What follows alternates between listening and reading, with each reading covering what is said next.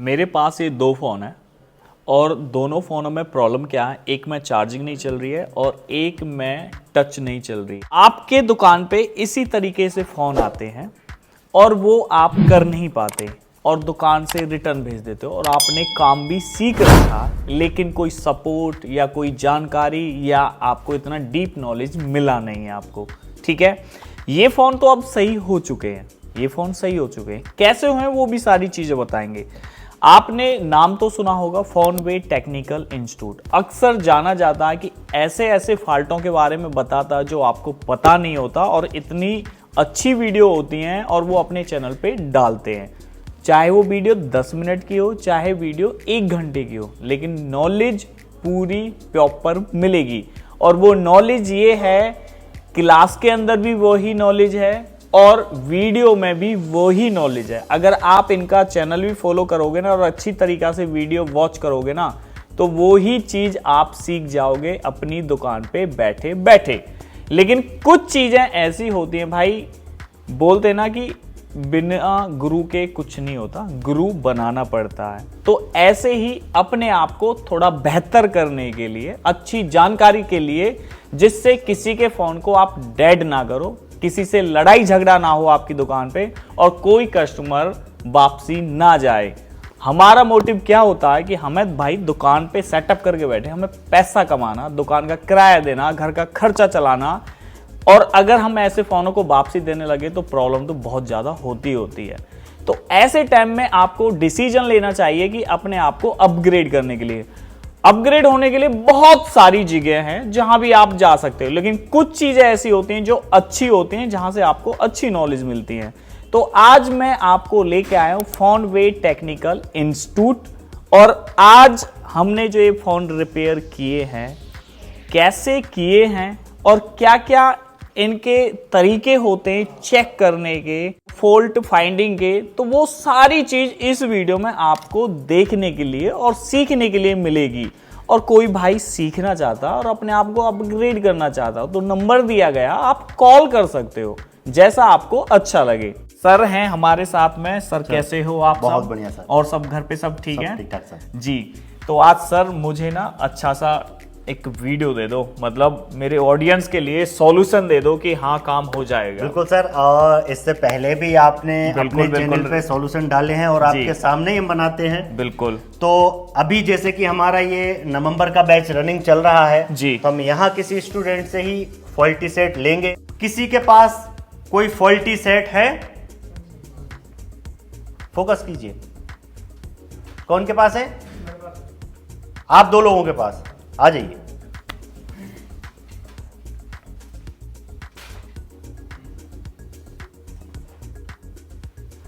मुझे दीजिए। इधर आइए, क्या है इस फोन इधर में? आइए, ऊपर आइए। रियलमी का चार्जिंग प्रॉब्लम है इसमें। रियलमी का चार्जिंग प्रॉब्लम है, ठीक है।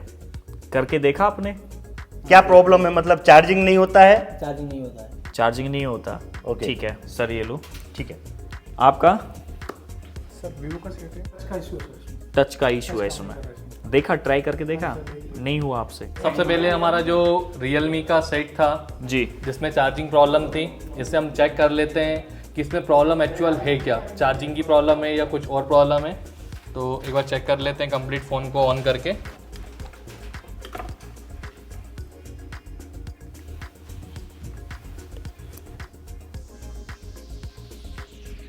तो यहाँ पे हमने चार्जर इंसर्ट किया है, सेट ने Realme का फर्स्ट लोगो दिया है, और देखते हैं।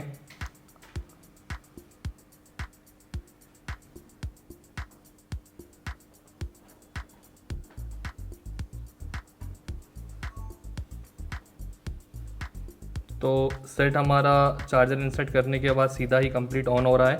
तो एक बार इसका मॉडल भी वेरीफाई कर लेते हैं और इसमें जो प्रॉब्लम है वो भी देख लेते हैं।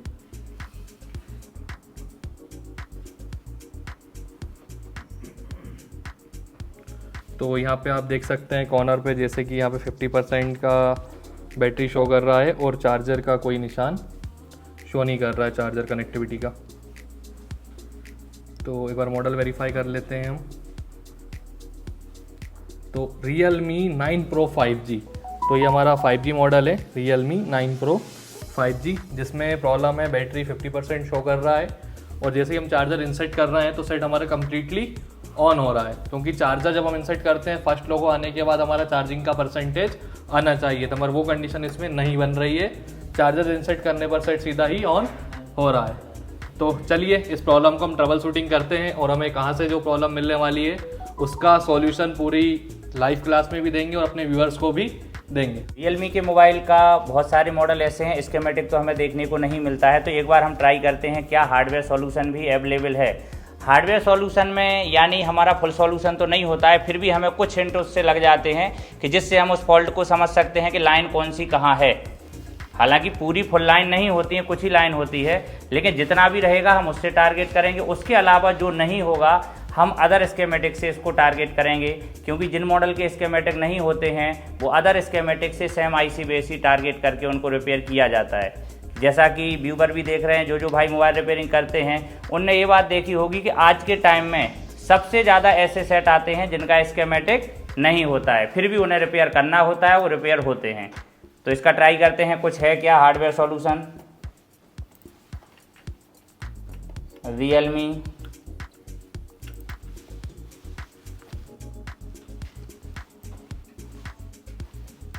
Nine pro 5G।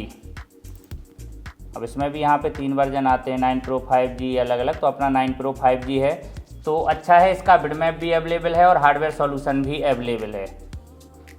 अगर बिडमैप भी हमें मिल जाता है तब भी हमारा लगभग बहुत सारा काम इजी हो जाता है। बस कंडीशन इस बात का ध्यान देना होता है कि कई बार व्यूवर ने भी यहाँ पे देखा होगा और स्टूडेंटों ने भी देखा हुआ है, बहुत सारी गलतियाँ हमें बिडमैप में भी देखने को मिलती हैं। काउंटिंग हमारी गलत होती है तो हम कंफ्यूज हो जाते हैं कि कौन सी लाइन किस बॉल पे जानी चाहिए और कहाँ की कहाँ पहुँच रही। ऐसा देखा कई बार अपन ने, यहाँ पे हमारा हुआ है कि कोई भी आईसी की काउंटिंग कहीं रहेगी लेकिन वो कहीं से कहीं दिखाएगा, इसलिए आप लोगों को काउंटिंग हर चीज़ दिखाया गया। वो एक चीज़ का आप लोगों ने भी नोटिस किया होगा कि 3 दिन का जो बेसिक पढ़ा था वो 3 दिन का बेसिक नहीं था, पूरा स्कीमेटिक का बेस था। वो जो 3 दिन का बेसिक है वही बार बार हमें लौट के हर बात पे काम में आता है। तो जैसे हमने आईसीओ की काउंटिंग सीखी थी, वो सारी चीज़ें अगर हमारे कहीं बिटमैप में हमें गलत देखने को मिल रहा है तो हम खुद भी काउंट कर सकते हैं और प्रॉपर उसका पता लगा सकते हैं। तो इसमें चार्जिंग का इशू है, एक बार हार्डवेयर में देखते हैं चार्जिंग के लिए क्या क्या यहाँ पे दिखाया गया है।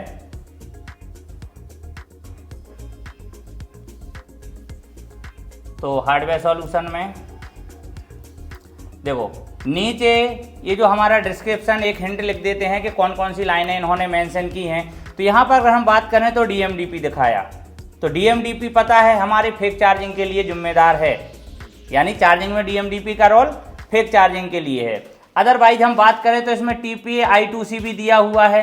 तो I2C जो हमारा दिया है तो यहाँ हमें किसकी, अभी TP से हमें टच पैड नहीं समझना है भाई, हम चार्जिंग का डिपार्टमेंट देख रहे हैं और ये हमारा Realme का मोबाइल है। लाइक आपने OnePlus भी देखे हुए हैं, ज़्यादातर इन सेटों में हमें I2C वाली बैटरी देखने को मिलती है। तो अगर हमें I2C का यहाँ पर जिक्र किया हुआ है तो सीधी सी बात है बैटरी I2C वाली होगी। तो अभी तो हम सिर्फ इसका डिस्क्रिप्शन पढ़ रहे हैं, बाकी हम कनेक्टर पे भी देखने वाले हैं। और दूसरी लाइन हमारी दी है VBus की, तो ये हमारा चार्जिंग का VBus वोल्टेज है जो हमारा चार्जर से इनपुट आने वाला है, और एक हमारा बैटरी कनेक्शन यहाँ पे दिखाया है। तो अब हम देख लेते हैं VPH पावर भी बना है। लेकिन एक बात हमने बार बार देखी हुई है, जब तक हमने आपको चार्जिंग की क्लास पढ़ाई है हमने हमेशा आपको स्कीमेटिक से ही पढ़ाया है, क्योंकि हार्डवेयर सॉल्यूशन में सिर्फ VBus की लाइन आपकी चार्जिंग IC तक जाएगी, ना आपकी MID ना आगे के कुछ सेंस लाइन, कुछ भी देखने को आपको नहीं मिलेगा। इसलिए अगर हमें प्रॉपर स्कीमेटिक का नॉलेज होता है तो ये हार्डवेयर सॉल्यूशन हम खुद भी बना सकते हैं। ठीक है, तो हमें सभी टाइप का नॉलेज रखना है। और दुकान पे हम काम करते हैं तो ऐसा है, ग्राहक को कितना टाइम है, पहले हम शॉर्टकट में काम करेंगे, अर्जेंट में हो गया ठीक, नहीं हो गया तो अगर हम लॉन्ग प्रोसेस में जाते हैं तो फिर भी रिपेयर करेंगे। लेकिन स्कीमेटिक का ही पावर होता है कि फॉल्ट हमें मिल ही जाता है स्टेप बाय स्टेप। मार्केट में आजकल कुछ फॉल्ट ऐसे भी आ रहे हैं, एक मोबाइल में आपको 2 तरीके के फॉल्ट देखने को मिलेंगे, लेकिन आपने एक को रिपेयर किया दूसरा ऑटोमेटिक सही हो जाएगा। कई ऐसे फॉल्ट आ रहे हैं, यानी हमें 2 टारगेटों पे नहीं करना है, या तो हम चार्जिंग का डायरेक्शन देखेंगे क्यों नहीं हो रहा, या फिर अकेला बैटरी का परसेंट देखेंगे। क्यों? अगर हम दोनों प्रॉब्लमों को एक साथ कोशिश करेंगे तो ये रिपेयर नहीं होगा। हम एक प्रॉब्लम को सॉल्व करेंगे, कई बार एक के साथ दूसरी प्रॉब्लम उसके साथ ही ऑटोमेटिक सॉल्व हो जाती है, क्योंकि ये दोनों प्रॉब्लम एक ही डिपार्टमेंट की है। चार्जिंग हमारा सेंस नहीं हो रहा है, ये चार्जिंग का प्रॉब्लम हो गया। बैटरी 50% दिखा रहा है, बैटरी 50% के लिए जो सेंस की लाइन और सारी प्रोसेस हमने आपको लिखाई भी हुई है, तो उसी के हिसाब से हम इसको चेक करेंगे। तो अभी कंडीशन ये बनती है कि अगर हम इसके बैटरी कनेक्टर को टारगेट करते हैं तो यहाँ पर हमें बैटरी देखने को मिल रही I2C की, यहाँ पर बैटरी I2C वाली हमें देखने को मिल रही। तो अभी अगर हम इसकी एक टारगेट सोचें, जो बात होती है, मैंने आईसी के अंदर की भी वर्किंग आपको बताई और बाहर वाला स्कीमेटिक भी बताया। तो अंदर वर्किंग इन तमाम चीज़ों को हम क्यों समझते हैं, क्योंकि फॉल्ट से खुद हम लॉजिक लगा सकें कि आखिर इस कंडीशन में फॉल्ट बन क्या सकता है। तो अभी इस फॉल्ट की कंडीशन के हिसाब से I2C वाली बैटरी है, तो पहले हमें परसेंटेज को फिक्स करना चाहिए। और परसेंटेज को फिक्स करने के लिए जैसा कि हम बिना I2C वाले में अपनी ID लाइन और सेंस की लाइन देखते हैं, लेकिन यहाँ किस चीज़ की लाइन है, I2C की। तो हमारा एक इसमें टारगेट ये बनता है एक्सपीरियंस के हिसाब से कि अदर वर्क ना करके पहले हम इन चीज़ों को ही चेक करें। तो सर आप शुरुआत इसकी बैटरी कनेक्टर से ही कीजिए। यहाँ पे हमारा सेम टू सेम ये हमारा हार्डवेयर सॉल्यूशन में बैटरी कनेक्टर है और वो हमारा रियल मदरबोर्ड का बैटरी कनेक्टर है और सामने मल्टीमीटर है। एक हिंट और आपको मैंने बताया था, अगर किसी का ये हार्डवेयर सॉल्यूशन भी नहीं है, लाइक हमें I2C है, ID थर्मल है, क्या है इस चीज़ को देखना है, तो हमारे बैटरी के पत्ते पर भी लिखा होता है कौन सा प्लस है, कौन सा माइनस है, ID थर्मल क्या है, वो सारी चीज़ लिखी होती है। उसके हिसाब से भी हम ट्रेस कर सकते हैं। और लाइक मैंने डिवाइडर में भी बताया था कि अगर कुछ भी नहीं है तब भी हम खुद का सर्किट बना के भी वहाँ पे लगा सकते हैं और हमारी टेम्परेचर वगैरह ये तमाम जो दिक्कतें आती हैं वो सॉल्व हो जाएंगी। तो अभी इसमें I2C है तो इसकी टेस्टिंग होगी।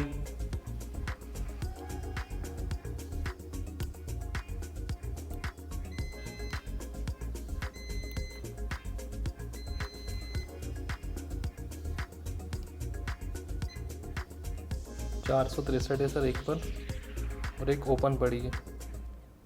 एक पर रीडिंग आ रही है, एक ओपन है।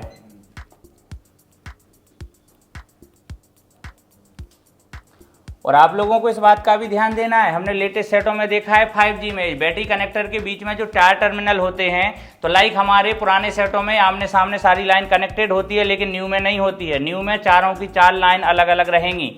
तो इस बात पे भी हमें ध्यान देना है कि बैटरी कनेक्टर में कौन सी लाइन यूज हुई है, कौन सी लाइन यूज नहीं है। दूसरी बात, अगर हम बात करें तो यहाँ पर हमें 1 और 2 दो ही लाइनें दिख रही, लेकिन लेटेस्ट फोनों में हमने देखा था 3-3 6 पिनें थी। आगामी समय में और भी ये पिनें और कंट्रोलिंग हमारी बढ़ती जा रही है, तो उस चीज़ पे भी हमें टारगेट देना है। तो अभी क्या हुआ, एक लाइन पे हमारी रीडिंग आ रही है, किस पे आ रही, क्लॉक वाली पे रीडिंग आ रही है और डाटा वाली पर रीडिंग नहीं आ रही है।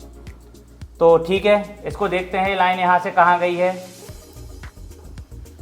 तो यहाँ से हम इस लाइन को पकड़ के चलते हैं। यहाँ पे हम कलर के हिसाब से देखते जाएंगे और आगे इसकी लाइनों के बीच बीच में भी नाम लिखा हुआ है, तो अच्छा है कि थोड़ा देखने में भी इजी हो जाता है। ये लाइन यहाँ से हमारी गई, तो यहाँ पर हम देखेंगे तो एक सीरीज में रजिस्टर लगा हुआ है। सीरीज में रजिस्टर लगा हुआ है, तो सर जरा यहाँ देखें क्या वो रजिस्टर है उसमें मदरबोर्ड में, हाँ या नहीं है। लगा हुआ है, रजिस्टर लगा हुआ है, हाँ। बोर्ड भी फ्रेश दिख रहा है। तो फिर इसका टेस्टिंग कीजिए, क्या यहाँ पे रीडिंग आ रही है। तो रीडिंग एक साइड, हाँ दोनों पे ही है सर। यहाँ पर दोनों पे रीडिंग है, हाँ यहाँ पे दोनों पर है। तो इसका मतलब तय हुआ है लाइन ब्रेक होनी चाहिए फिर। रीडिंग का डिफरेंस है सर। अगर हम दोनों रजिस्टर पर चेक कर रहे हैं तो उनके जो अपोजिट साइड है, ऊपर एक 435 है और दूसरे वाले पे रीडिंग फ्लैक्चुएट करी, कभी 700 आ रही, कभी 400 कर रही है। तो इंटरनल ब्रोकन का प्रॉब्लम हो सकता है। तो पहला काम तो हमारा ये है कि जो लाइन हमारी कनेक्टर तक नहीं पहुंच रही उसको कनेक्टर तक पहुंचाना। तो पहले तो आप इसको देखिए, लाइन में और कुछ है नहीं तो जंपर करना पड़ेगा, फिर वेरिएशन क्यों आ रहा है वो उसके बाद चेक होगा। नहीं कटा नहीं है, कहीं नहीं कटा है।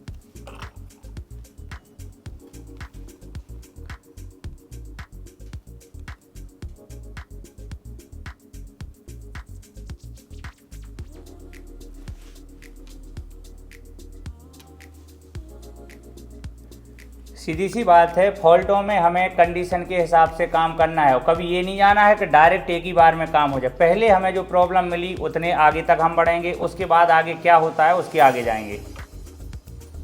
यानी कई बार क्या होता है, मार्केट से आपके पास भी दुकानों से छिड़े सेट आएंगे, एक मोबाइल में काम करने में 5-5, 6-6 फॉल्ट भी निकलेंगे। तो एक साथ हम 5-6 फॉल्ट को फिक्स नहीं कर सकते, इसलिए 1 बाय 1 काम करना पड़ेगा।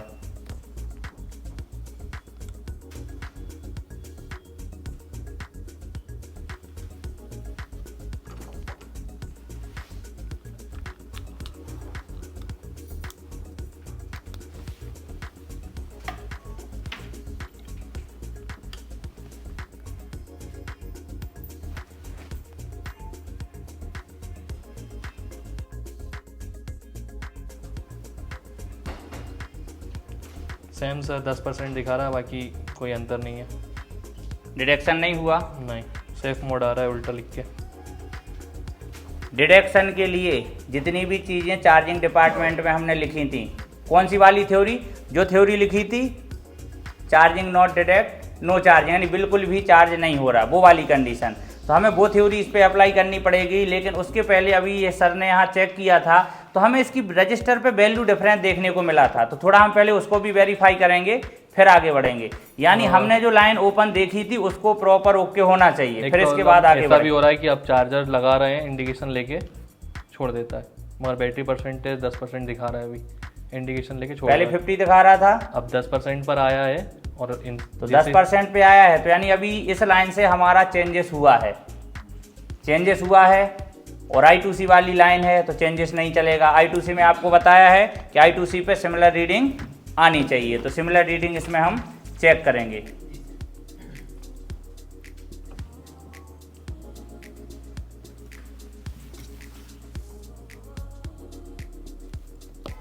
तो अभी वो आगे देखो लाइन क्या रीडिंग आ रही है उस पर। निकाल दिया सर मैंने जंपर, मैं वहीं चेक कर लेता हूँ जहाँ रजिस्टर लगे उन्हीं पे वेरीफाई कर लेते हैं।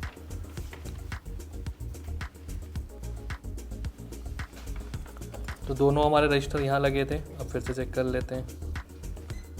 436 ये 1300-1500 करके कभी लाइन सही दिखा रहा है, आ रही कभी डिस्टर्ब कर रही है। हाँ ये कभी, यानी इस लाइन में ही कोई फॉल्ट है, लूजिंग है या फिर कहीं लीकेज वगैरह इस टाइप से हो सकता है, ओपन टाइप से। तो यहाँ पे हमारी वही लाइन है जिस पे पहले OL आ रहा था कनेक्टर पर। हाँ कनेक्टर पर OL आ रहा है, पर यहाँ तो GR पहले भी आ रहा था, मगर प्रॉपर GR नहीं आ रहा एकदम एक्यूरेट I2C पर। जैसा कि हमने पहले भी देखा है कि I2C लाइन पर एकदम प्रॉपर GR आता है, मगर यहाँ पे फ्लैक्चुएशन चल रहा है। 1 मिनट आगे इसमें हम देखते हैं कि ये लाइन और कहाँ गई।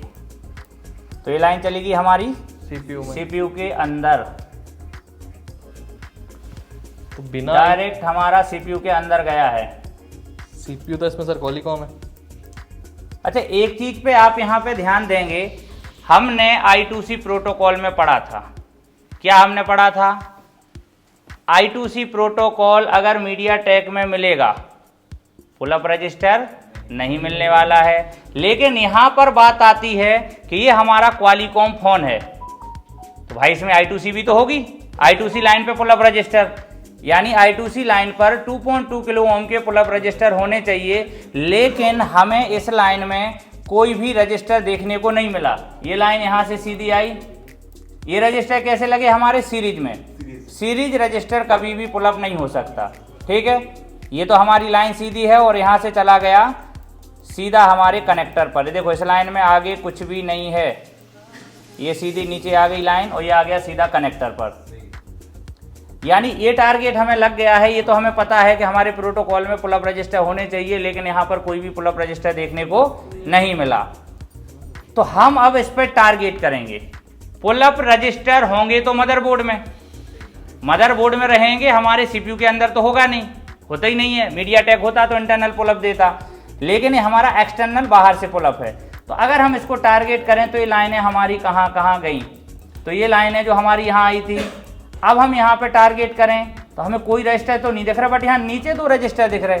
लेकिन एक और हमने स्कीमेटिक में लाइन को टारगेट एक किया है, ये चीज़ हमने देखी हुई है कि जहाँ भी I2C के रजिस्टर लगते हैं तो लगभग वो रजिस्टर पास ही होते हैं। एक साइड दोनों पर 1.8 वोल्टेज मिलेगा और दूसरे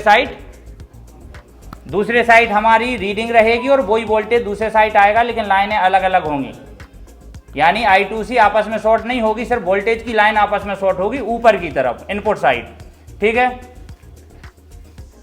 तो सर जरा एक बार इन रजिस्टरों से जरा आप टारगेट करेंगे, क्या इन रजिस्टरों पर कोई कनेक्टिविटी मिल रही है?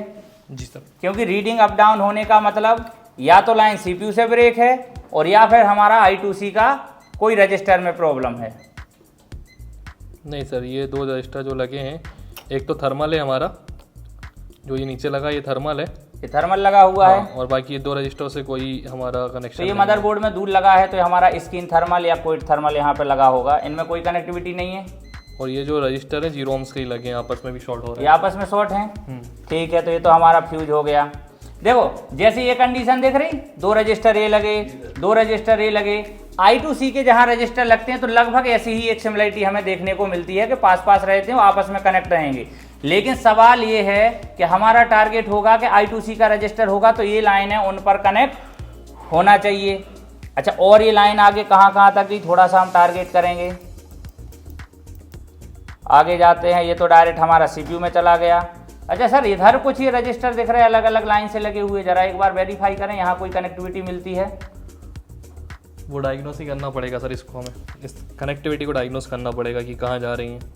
तो हम यहीं से स्टार्ट कर देते, चार्जिंग सेक्शन से ही हो सकता है। यहाँ पे देख लीजिए, अगर नहीं मिलता है तो हमारे पास इसका बिडमैप भी अवेलेबल है, तो अच्छी बात है। हम लाइन पे क्लिक करेंगे तो रजिस्टर बिडमैप को भी दिखाना पड़ेगा।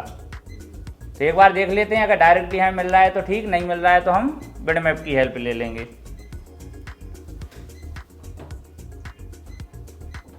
कुछ ऊपर साइड भी दिख रहे हैं रजिस्टर। हाँ, ये सारे चार्जिंग सेक्शन में ही वेरीफाई कर रहा हूँ। मदरबोर्ड हो सकता है थोड़ा कि नीचे। एक सेक्शन से डबल I2C यूज़ करी हो, इसी I2C को उन्होंने कहीं और भी यूज़ करा हो। पीसीबी थोड़ा नीचे खिसकाएं आप, यहाँ देखिए सिमिलर। हाँ,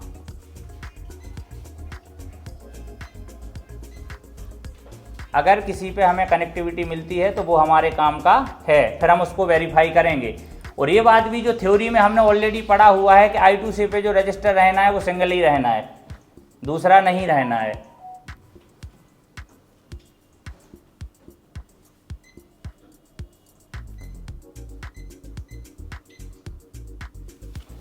कहीं ऐसा तो नहीं यहाँ पर ये 2 रजिस्टर भी दिख रहे हैं, ये कुछ खाली पॉइंट भी दिख रहे हैं, एक पे रीडिंग कम ज़्यादा आ रही हो, एक रजिस्टर गायब हो, हालांकि ये तो कंपनी से ही गायब है इधर।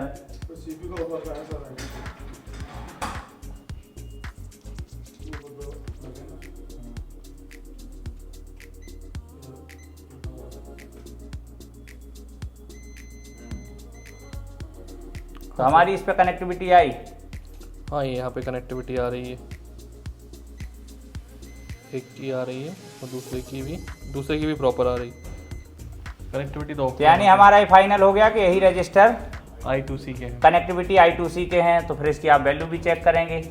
तो रजिस्टर को रिमूव कर लें। हाँ, रजिस्टर को आप रिमूव करके चेक करेंगे तो प्रॉपर रहेगा। मदरबोर्ड में अगर रजिस्टर सीरीज में हमारी लगी हुई है तो सीरीज में लगी रजिस्टर को हम चेक करते हैं तो थोड़ा 19-20 का डिफरेंस आता है, लेकिन अक्सर हमारी रीडिंग प्रॉपर हमें देखने को मिल जाती है। हम टारगेट कर लेते हैं कितने किलो ओम का है। लेकिन इसमें क्या है, एक साइड पावर IC कनेक्शन है और दूसरी साइड हमारा CPU से। तो अगर हम इनको निकाल के चेक कर लेंगे तो ज़्यादा बेहतर है। और निकाल के चेक करने में ये भी वेरीफाई हो जाएगा कि अब उस लाइन पर रीडिंग आ रही कि नहीं, यानी वो लाइन CPU से कनेक्टेड है कि नहीं, ये बात भी हमारी वेरीफाई हो जाएगी। इसलिए रजिस्टर निकालना उचित रहेगा।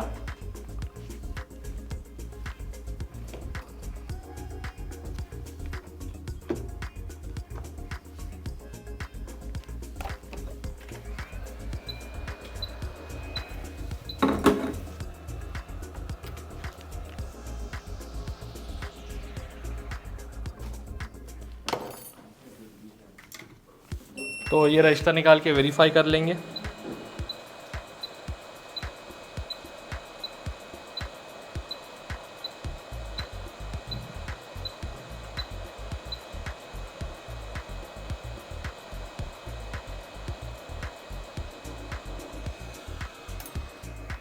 दोनों रजिस्टर सर रिमूव कर लिए हैं। ये बात समझ में आई रवि सर ने आयरन पहले क्यों लगाया। कहीं भी अगर कंपनी का सोल्डरिंग लगा हुआ है, हम उसको हीट करेंगे, टेम्परेचर ज़्यादा लेगा और जस्ट हमारे CPU से झुक के लगे हुए हैं तो हमारा CPU भी ड्राई सोल्ड हो सकता है। इसलिए हम आयरन से पहले अगर उसको सोल्ड कर देंगे तो हमारा प्रॉपर निकल जाएगा। और यहाँ तक कि आप ईजी वे में आयरन से भी निकाल सकते हैं, दोनों वे में हमारा काम हो जाता है। तो सर वैल्यू के बजाय अभी लाइन पे देखो पहले, तो आप वैल्यू फिर चेक होगी कि अभी हमारी लाइनों में रीडिंग आ रही है या नहीं, लाइन CPU से कनेक्ट है या नहीं।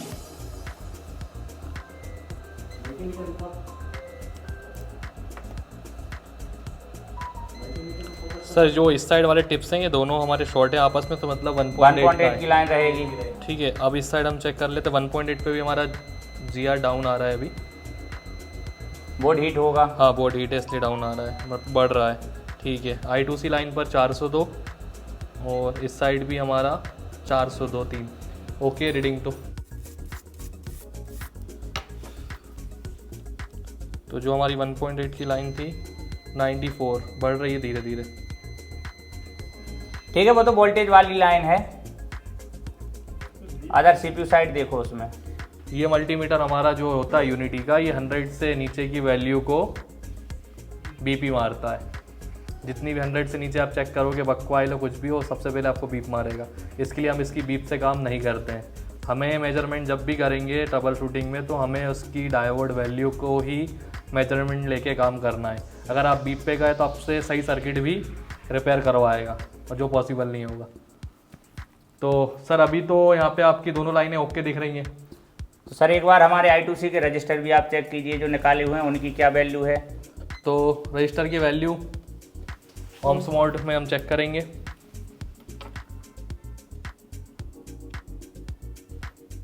ये तो सर 2.1 मतलब 2.2K का है। हाँ ये सही है। और ये नीचे वाला, ये सर मुझे 11 ओम्स दिखा रहा है। तो 11 दिखा रहा है, 11 तो फिर ये किलो फॉल्टी ohms। है। 11.83 मतलब 12 किलो ओम्स के करीब है ये। नहीं, ये 2.2 ही चाहिए। क्योंकि इसकी वैल्यू तो आपकी प्रॉपर आ रही है, देख सकते हैं 2.190 मतलब 2.2 ओके है। और जैसे ही हम इसको चेक कर रहे हैं 11.8 मतलब 12 किलो ओम का रजिस्टर हमारा यहाँ पे ये है। इतनी वैल्यू हमारी बढ़ गई है। तो I2C पे सर ने पढ़ाया होगा सभी को। क्या क्या होना चाहिए यहाँ पे? 2.2 होना चाहिए। 11 किलो ओम का काम करेगा, 11.8 किलो ओम का काम करेगा यहाँ पे? नहीं करेगा ना। तो प्रॉब्लम का सॉल्यूशन मिला, लगाएंगे तो काम करेगा। अभी भी हम इसको प्रॉब्लम का सॉल्यूशन नहीं बोलेंगे भाई, जरूरी तो थोड़ी है। I2C से हमारी प्रॉब्लम है तो ये बैटरी का हमारा कनेक्शन एरर हो गया, हम इसको सही करेंगे। लेकिन हमारे फ़ोन में क्या था, बैटरी परसेंटेज जो इस लाइन से चेंज हुआ था, बैटरी परसेंट चेंज हुआ था, तो इस लाइन से हमारा परसेंटेज तो ये आइडिया लग गया कि ओके होने वाला है। लेकिन हमारे मोबाइल में चार्जिंग डिटेक्शन भी नहीं हो रही थी, इसलिए हम इसको अभी सॉल्यूशन ना बोल के पहले इस लाइन को फिक्स करेंगे कि अब सॉल्व हुआ या आगे भी हमें कुछ करना है। तो अभी हम इसको पहले रजिस्टर को रिप्लेस करेंगे। तो एक जो हमारा ख़राब रजिस्टर है इसको हम हटा देते हैं, ये वाला।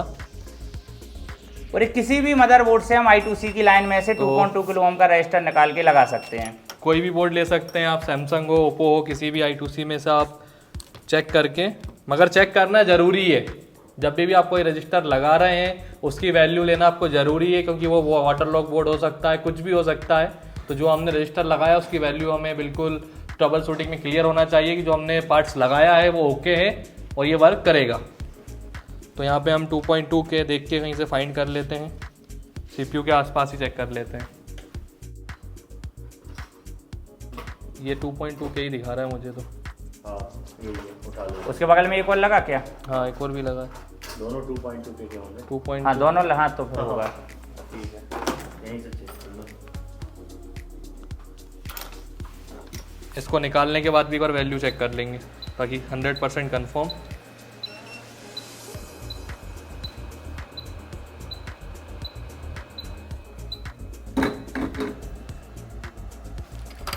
कंपोनेंट निकालने का भी तरीका देखा। हम आयरन को भी यूज करेंगे, साथ में हीट को भी यूज करेंगे ताकि प्रॉपर वे में हमारा निकल जाए।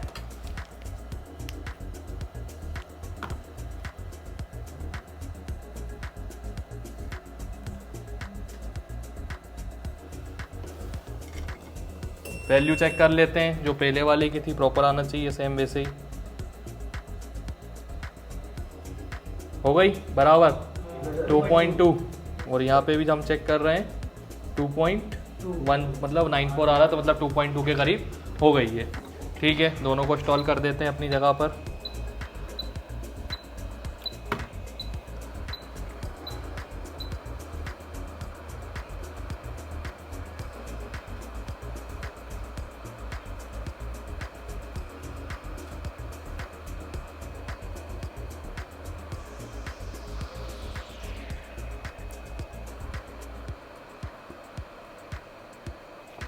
हो गए प्रॉपरली इंस्टॉल?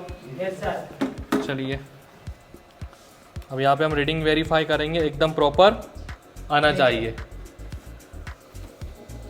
रीडिंग लेकिन हम बोर्ड को ठंडा करके ही चेक करेंगे। जब तक बोर्ड हमारा हीट रहेगा, रीडिंग प्रॉपर नहीं देगा, हम कंफ्यूज में रहेंगे कि रीडिंग हमारी सही नहीं हुई। बोर्ड को हमेशा ठंडा करके ही चेक करना चाहिए। और दूसरा, ज़्यादा गर्म में कभी बोर्ड को क्लीन नहीं करना है।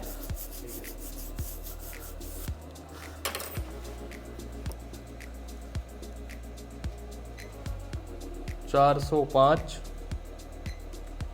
और 439 पे पहुंच गई। रीडिंग तो बढ़ रही है सर इस पर, अब हमारी प्रॉपर आने लगी 432 और 449। हाँ, 32 थोड़ा सा डिफरेंस अभी दिखता हीट है बोर्ड, इसलिए। फिर अभी वो आपको कनेक्टिविटी करनी पड़ेगी। बराबर आ रही है। अभी बैक साइड की हम कनेक्टिविटी का चेक कर लेते हैं ओम्स मोड में। ये रजिस्टर एक बार सोल्ड कीजिए, या फिर इन्हीं रजिस्टर जो 0 ओम के थे। जो जंपर अभी हमें लगाना पड़ा था, कहीं ऐसा नहीं यही ड्राई सोल्ड हो, प्रॉपर सोल्ड नहीं हो, जिस वजह से एक पे रीडिंग वहाँ नहीं पहुँच रही थी। तो एक बार उनको थोड़ा सा सोल्ड करेंगे। सर इनके जो टेस्ट पॉइंट है उन पे तो रीडिंग आ रही है प्रॉपर। हाँ, तो फिर सोल्डिंग ठीक है। सोल्डिंग ठीक है हमारी 435 और ये बराबर रीडिंग हो गई है हमारी I2C की। रीडिंग में भी डिफरेंस था, वो भी क्लियर हो चुका है। मगर इधर जो रीडिंग है 446 और OL, अभी जो हमारी जो लाइन थी वो OL ही है। और दूसरी बात है कि जो एक लाइन हमारी OL पड़ी है, तो अभी वो फिर जंपर करना पड़ेगा उसके लिए। वो हमारा जंपर करना पड़ेगा। तो दोबारा से एक जंपर लगाते हैं और चेक कर लेते हैं।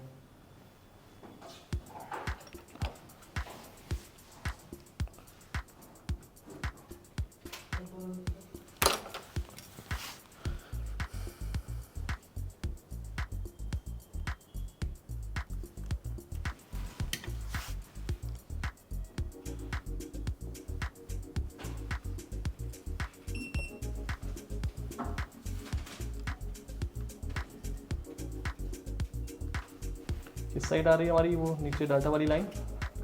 डाटा वाली लाइन हमारी अंदर की साइड थी ये। ठीक, ये पॉइंट है, इस पर ही लगा दीजिए। हाँ वो एक पॉइंट बना हुआ है, उस पर ही लगा देते हैं डायरेक्ट।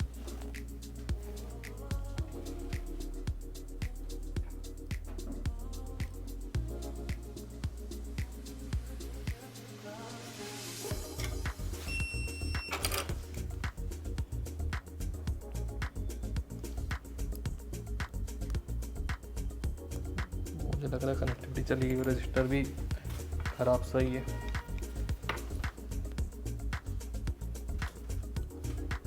रजिस्टर को शॉर्ट ही कर देते हैं। हाँ, 0 ओम का है तो उसको भी शॉर्ट कर दीजिए, या इसी जंपर को ही ऊपर लगा दीजिए। हाँ वही कर रहे हैं, उसी जंपर को डायरेक्ट ऊपर वाले पॉइंट पे लगा देंगे तो हो गया काम।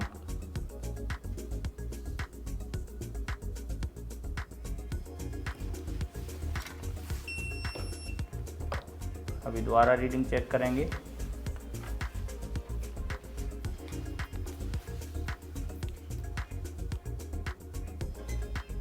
चार 440 और 462, थोड़ा सा भी डिफरेंस है। यहाँ पे चेक कर लेते हैं। 462 और 440, तो यहाँ पे तो सर डिफरेंस दिख ही रहा है। अभी थोड़ा सा डिफरेंस दिख रहा है। तो हमने ये देखा था I2C की रजिस्टर में एक प्रॉपर 2.2 दिखा रहा था, जो हमने दूसरा निकाला, और एक की वैल्यू 2.1 थी। तो अगर 19-20 रहेगा तो थोड़ा सा डिफरेंस इससे आएगा, लेकिन कई बार ये मामूली वाला डिफरेंस चल भी जाता है। तो हम पहले इसको मदरबोर्ड को चेक करेंगे कि अभी हमारे फ़ोन की क्या कंडीशन है। अगर फिर भी सॉल्व नहीं होता है तो वो दोनों रजिस्टर हम प्रॉपर करेंगे, और फिर भी सॉल्व नहीं होता है तो उसके आगे का स्टेप फॉलो करेंगे। तो अभी सर बोर्ड को ठंडा होने के बाद एकदम क्लीन करके फिर आप एक बार चेक करें इसको।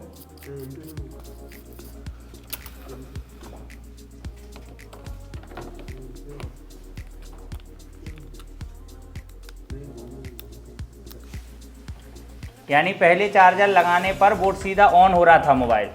अगर हमारी चार्जिंग की भी प्रॉब्लम सॉल्व हुई होगी तो हमारा चार्जिंग आना चाहिए उसमें।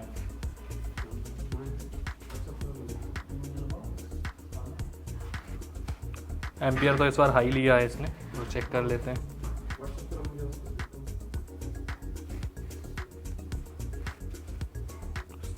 अभी भी डायरेक्ट ही ऑन हुआ है। नहीं, ऑन का तो किसी के सॉफ्टवेयर में भी रहता है, आईफोन जैसा सिस्टम। एक बार हम उसको पूरा फुल ऑन होने के बाद ही चेक करेंगे।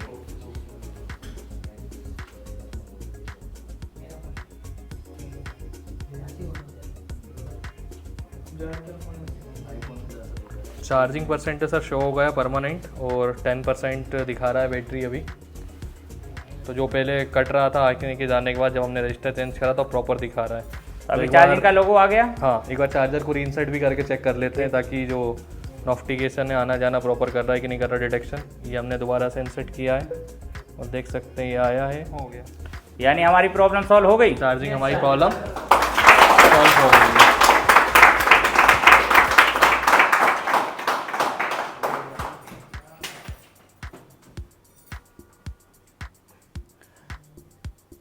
यानी कंडीशन फॉल्टों के हमें दो कंडीशन दिख रही थी इसमें। क्या कंडीशन दिख रही थी? एक तो बैटरी परसेंटेज और दूसरा हमारा दिख रहा था कि चार्जिंग डिटेक्शन नहीं हो रहा है। लेकिन हमेशा एक फॉल्ट को फिक्स किया जाता है, उसके बाद नहीं हुआ तो हम दूसरे का स्टेप फॉलो करेंगे। तो हमने फर्स्ट स्टेप ही फॉलो किया जिसमें ही हमारी दोनों प्रॉब्लम सॉल्व हो गई हैं। और यहाँ पर जो हर सेक्शन बाय सेक्शन जो आपको स्कीमेटिक पूरा डीपली पढ़ाया है कि कितनी प्रॉब्लम किस किस लाइन से आती हैं, तो वो सारी रिक्वायरमेंट आपके पास लिखी भी है और इसी तरीके से आपको अपनी दुकान पे जाके भी काम करना है। तो ये प्रॉब्लम सर ने आपको I2C की पढ़ाई भी होगी। नए नए सेटों में जैसे वन प्लस के आ रहे हैं, ये तो अभी हमारा ओप्पो का है क्योंकि ओप्पो वन प्लस आपस में मर्ज हो चुके हैं तो उन्होंने एक दूसरे का कॉन्सेप्ट यूज़ कर रखा है। तो वन प्लस पे जो बड़े बड़े सेट आते हैं उनकी भी आपको 5G सेक्शन की चार्जिंग में प्रॉब्लम और ट्रबल शूटिंग करने का बताया ही होगा। तो इसमें एक रजिस्टर की वैल्यू बढ़ी हुई थी। तो अगर आप लोगों के पास भी कोई चार्जिंग का केस आता है तो आप उसको डायग्नोस कर पाएंगे। अब आपने देख ही लिया कि चार्जिंग की जो फाइंडिंग है वो किस तरीका से की है। देखो, सबसे बड़ा मोटिव ये होता है कि सबसे पहले फ़ोन को चेक करो, देखो कहाँ परेशानी है, कहाँ प्रॉब्लम है और उसके बाद में करो। वैसे इस वीडियो में सारी चीज़ आपको खोल खोल के बता दी है कि यार क्या करना चाहिए, फर्स्ट में क्या, शुरू में क्या, सेकंड में क्या, लास्ट में क्या। तो इसी तरीका से अगर आप भी खुद प्रैक्टिस करोगे हो जाएगा काम। अगर जब भी नहीं बनता तो सर को कांटेक्ट कर लो, ठीक है। और जो हमारा ये वाला फ़ोन था जिसमें टच नहीं चल रही है, इसकी वीडियो अब भी कुछ टाइम बाद आने वाली है, बने रहना। इसका नेक्स्ट पार्ट आएगा कि किस तरीका से ये फाइंड होगा, किस तरीका से सही होगा। क्योंकि आजकल बहुत ज़्यादा दिक्कत होती है कि जैसे किसी फ़ोन के अंदर सुपर अनमोल्ड डिस्प्ले लगी होती है, ओरिजिनल फोल्डर लगा होता है, जब उसमें कई बार लोकल फोल्डर लगाते हैं वो चलता नहीं है और ओरिजिनल भी नहीं चलता, कई बार हो जाती हैं, कमियाँ हो जाती हैं। तो वो उसको किस तरीका से सही करना, तो ये मिलेगा नेक्स्ट वीडियो में।